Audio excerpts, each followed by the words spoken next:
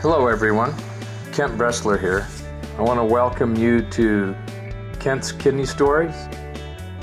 During our time together over these podcasts, I'd like to discuss kidney disease. I'd like to tell you about my journey as a transplant patient, but also talk about dialysis, kidney donation, and just about anything else that might be of interest. Kent's Kidney Stories, a podcast endorsed and sponsored by kidneysolutions.org.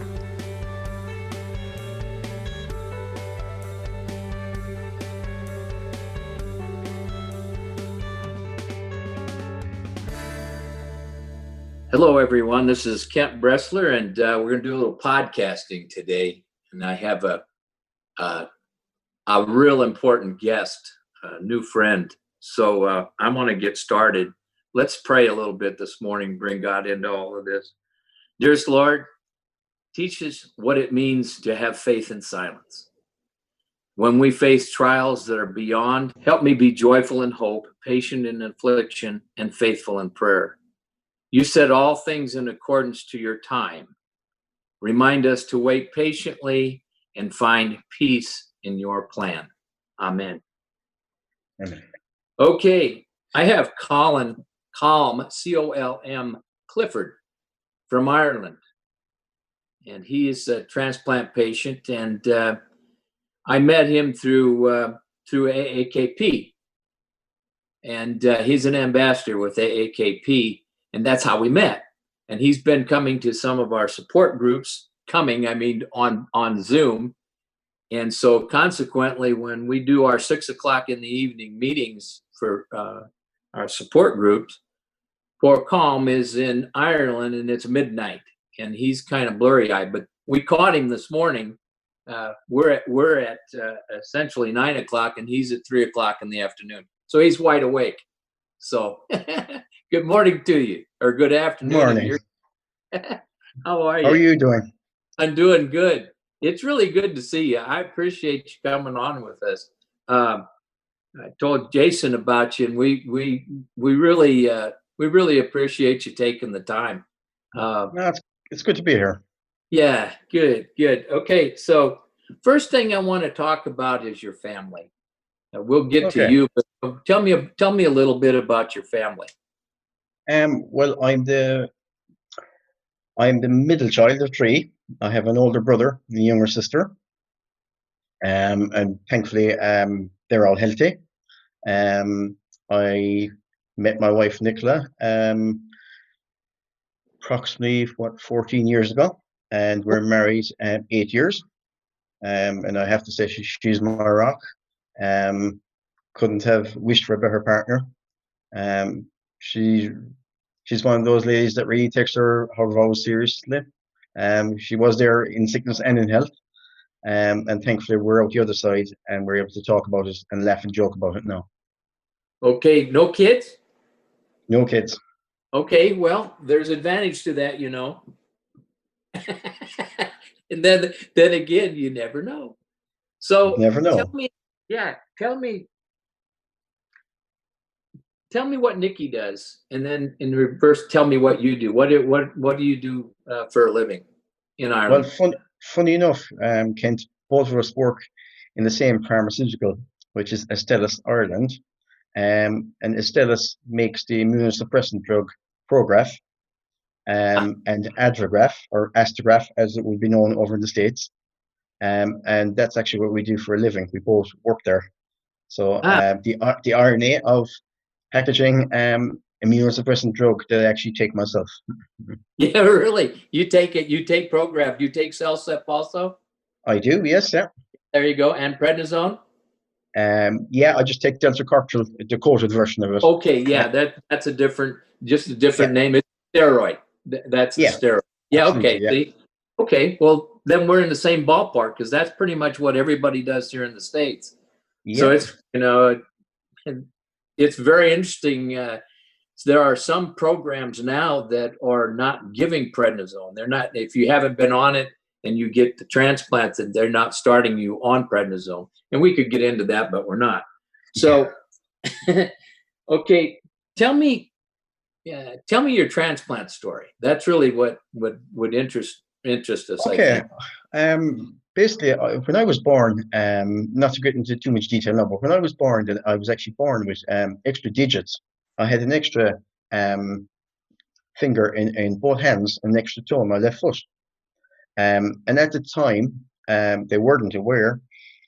Well, there is actually a link between having extra digits and kidney disease. Really? There is, yes, a scientific Okay. link. Yeah. But at the time, obviously, we weren't aware of it. Now, I was born with only one functional kidney. I was born with two, but just one functioning. And at the age of, I suppose, basically, they kept an eye on it up to the age of 2. And then they said, keep going to where you're going, and we'll review it in 10 years' time. And at the age of maybe, would say, 8, 9, I was just getting an awful lot of kidney infections. And it was kind of, I was no sooner out of one and I was into the next. And I suppose when you're talking back in the mid 80s, things were slightly different here in Ireland. Like, so all that was being done was I was being given an antibiotic after antibiotic. I was never sent any further just to see why the cause of the problem. Like, Sure. Never and diagnosed any farther. Yeah. yeah, correct. And unfortunately, it was a very simple thing that was actually wrong. It was actually reflux, is the what actually caused my kidney failure. But it was too late when it was caught. The damage was already done. Oh yeah. Yeah, so I first went on CAPD, the 4 exchanges a day, that dialysis, in 1988, and I was fortunate enough to receive my first transplant on Mother's Day in Oh, 1990, March 1990. But unfortunately, after 2 days, the kidney never worked and it had to be removed. okay. So that was your first one. That was my first transplant, Okay. and I was back on dialysis again, still on the 4 exchanges, being done at home.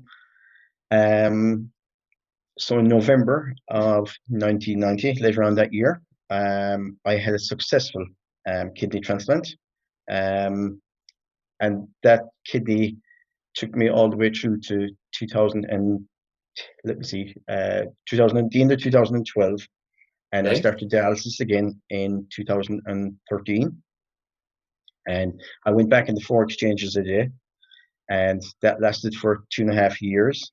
And unfortunately, I got a tear in my peritoneum, and Oh no. I had to go on hemodialysis inside in the hospital. And Okay. I was on that um, for over another year and a half until March, 1st of March, 2017, which was, funny enough, was actually Ash Wednesday. So it's the only time I've managed to give something up for Lent, which was dialysis, and I haven't gone back on it yet, thankfully. Um, Yeah. and touch wood, thankfully, everything is working very, very well since. See, So that, yeah, that's amazing. So, like when you had your peritoneum rupture, was that from the catheter itself? yes, yeah, it was, and I could have gone back on the CAPD again, but I felt myself, Kent, I was actually burnt out from it, from 4 exchanges a day, like for 2.5 years, like. So when I went on chemo, and I really was dead against it, I won't tell no lie. But then I realized that it's kind of 3 times a week, so you do have days to yourself. And I didn't know what it was like to have a day when I didn't need to do dialysis.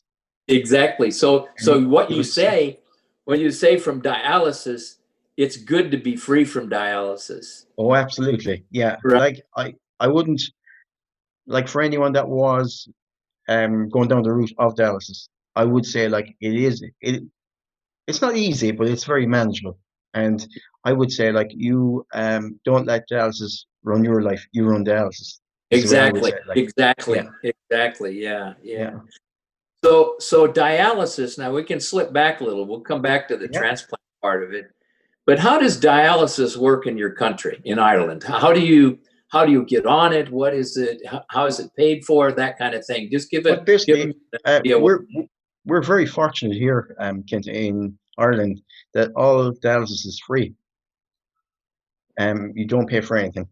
Um, Basically, as soon as you go into kidney failure, and prior to it, obviously, you're seeing your consultant, but as soon as they make the decision that you need to go on dialysis, um, you really are cared for. Our health system that way would be very, very good.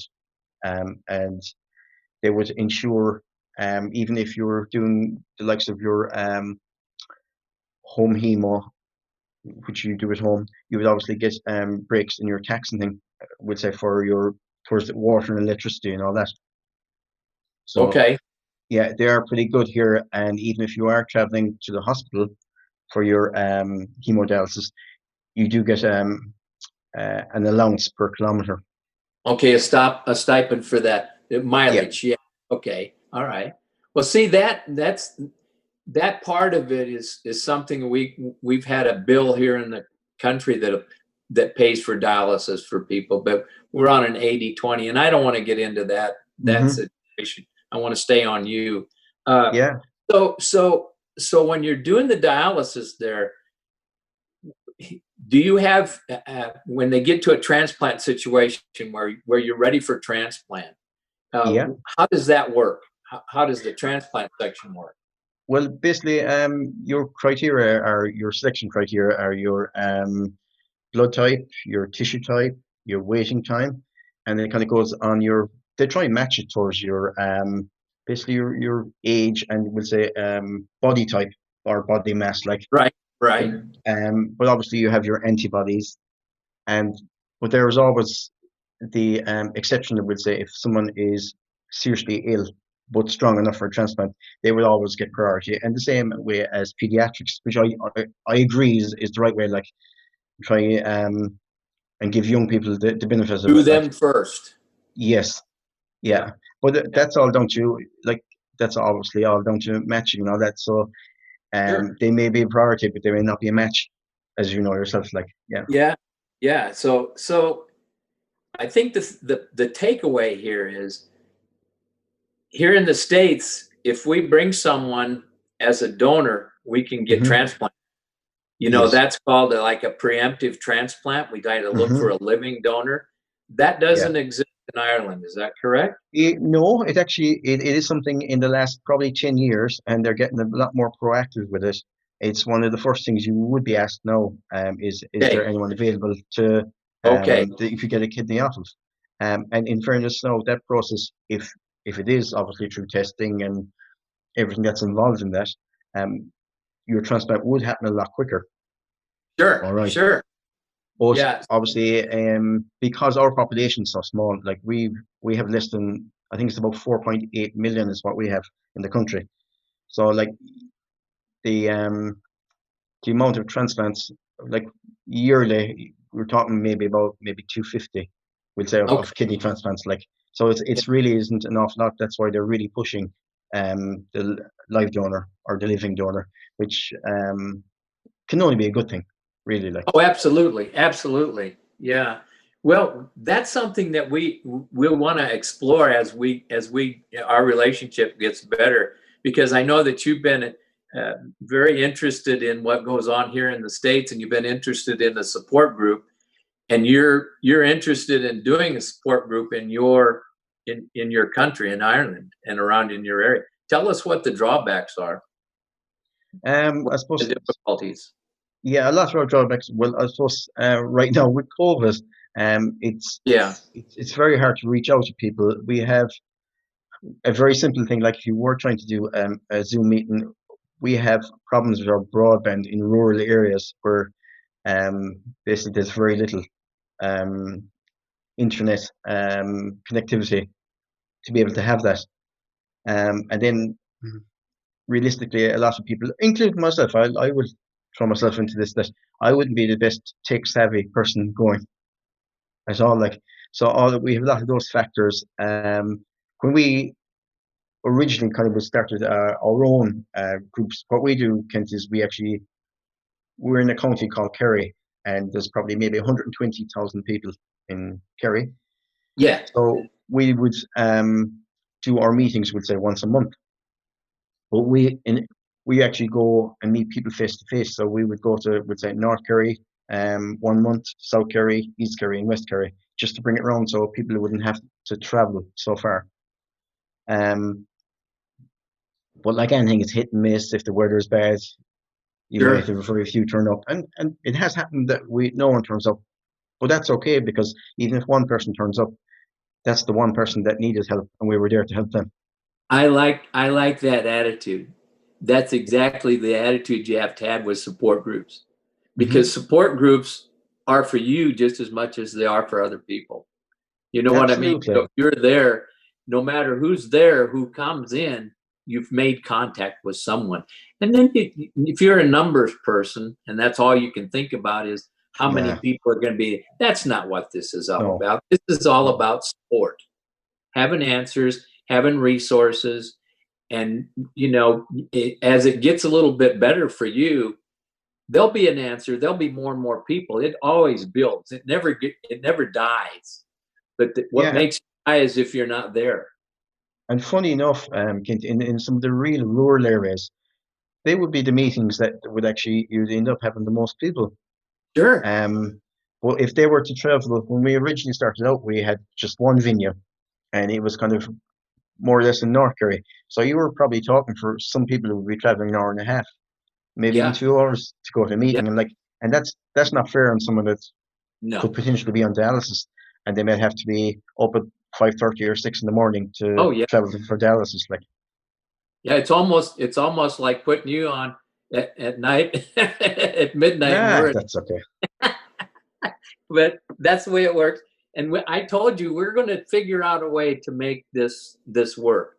With AAKP, what we want to do is, I think we're going to start being more active in support groups. But Yeah, that comes from higher ups. That's not coming from me. I, yeah. I take my instructions from the bosses up on top, because Mhm. we have some great leaders in the AKP. You met Richard and I and have, and yeah, yeah, and Paul. Paul is going to be.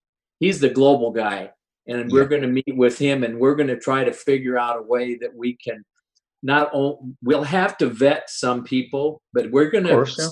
concentrating on transplant at this point in time. Well, you And if see, somebody walks in and they're on yeah, dialysis and looking for a transplant, we take them. We don't. yeah. We take all comers, and that's the way we want to try to make this work. Well, you see, Now, I Kent. want to Oh, sorry, go carry ahead. on. No, no, go. No, you go ahead. You see, I'm a big believer that I think the aftercare after a transplant, and I mean, when I say aftercare, I kind of probably nearly need emotional. It's probably nearly more important than prior to transplant, because prior Oh to yeah, transplant, you have your doctors, your nurses. There's always someone to talk to. And sometimes when you're kind of left go from the hospital, it's a case of clap the hands, job done, and yeah. you're so Out the used to door. going to yeah, you're so used to going to dialysis 3 days a week if you are on dialysis, and you're so used to having everyone around that you can ask a question. Then you're thinking, is this normal? You've no one to turn to know is would say I'm feeling this way. Is that a problem, or I have a pain or an ache here? Whereas if Yeah, you have someone that's been through that, they can say, yeah, that's perfectly normal. yeah. Or you can say, you know what? You need to probably see your doctor about that. That's Yeah, something that's really out of our league. yeah. We don't give out medical advice, but I can tell you from experience that my first indication is pick up the phone and call your doc. Uh, All right. Or the I'll tell transplant, yeah, however I'll you tell you, work. Kent. It's a very, very simple thing was, I had a guy and he was after his transplant. Now it was a couple of months down the road afterwards, and he was panicking because it was time was changing, so the Yeah. clock was going forward by an hour, and he was confused what time to take his tablets. Yeah. And it was a worry for him. Whereas, okay, I'm used to it, so look, there was no issue, like, but Right. like he just wanted that reassurance that what he was doing was right. Yeah. Or the person who calls up and says, gosh, I missed my Prograf today.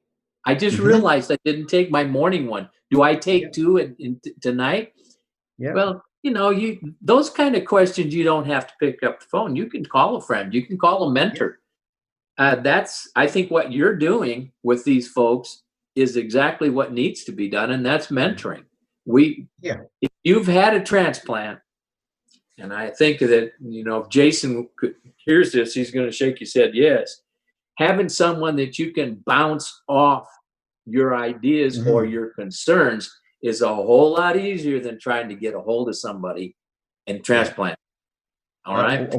What we try and do as well, Kent, is like we had a lady come in now, and obviously I'm not going to be mentioning names or anything like, but we had Right. a lady came in, and she was basically she was like a rabbit in headlights, which is quite understandable because she was heading down the route of dialysis, Oh and she yeah. was yeah.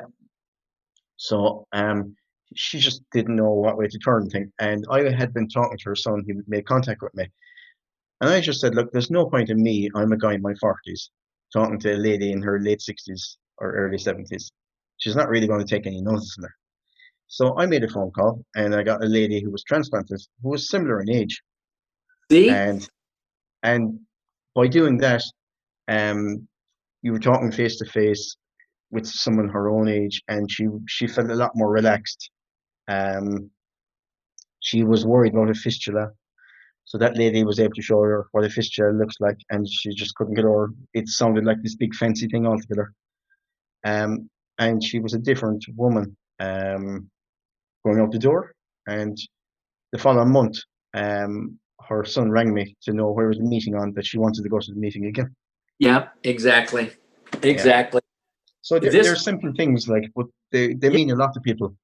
yeah, well, there's always the fear of the unknown, right? And no matter how much Yeah. education you have or you've never been through it. Now, once you go through it, then you're really obligated, in my mind, to help Yeah. others get through it. Because if you don't do that, you know what? Yeah. I You love don't I love the do saying, Kent. Education is key and knowledge is power. I love that saying. right. That's exactly correct. And the more you get, and you get good information. I have some Yeah. doubts of whether being online all the time and listening to what people are talking about there. I don't know if that's always good things, but I Hmm. do know that if you have a mentor, one mentor, you personally have a mentor, it's a whole lot easier for you. You can do whatever you want, but Hmm. when the going gets rough, that phone call anytime Yeah. really makes a difference. And But by educating someone, can you kind of give them back power and control of their own life because they can, um, in a way, they can make an informed decision for themselves. You're not right, telling them what to do. That's entirely up to themselves and their medical team. But you're just giving them the knowledge that's there, and then it doesn't seem as um, you're not as frightened when it comes about, right, like you said, fear of right. the unknown because you know what to expect. Well, I'll tell you what, you have kidney disease, as we all know. You better be fearful of something because it is not a good thing to have. All No. right. It's not. No matter what diagnosis you have, kidney disease, which almost always advances to failure, it Hmm. puts you in a pickle. In other words, it makes it very difficult for you to function. There's too many things out there, so you need help. You Yeah. don't become dependent on somebody, but what you said is very important.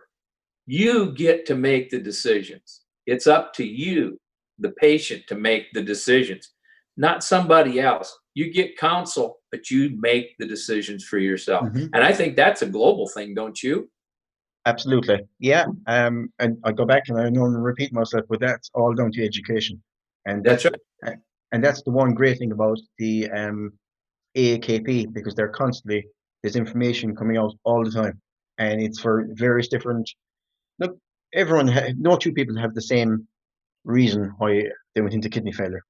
And that's the great thing that AAKP has something for everyone. Yep. Yep, they do. And it's based on the patient. I Yes. like to call it like my organization, Kidney Solutions. We like to call it patient focused and patient centered. It's Yeah. not about it's not about the organization. It's about the person, the Yeah. kidney patient. And if there are things that affect the whole population of those with kidney problems, that's what they do. They try to legislate that. And now this initiative to do something globally really Hmm. has me excited because everybody learns. Everybody gets to Yeah. be part of that. So I'm really excited. I hope there's a way that we can trend out these support groups and make them work, plus whatever else Paul has to his ideas to do globally. So Okay. Yeah.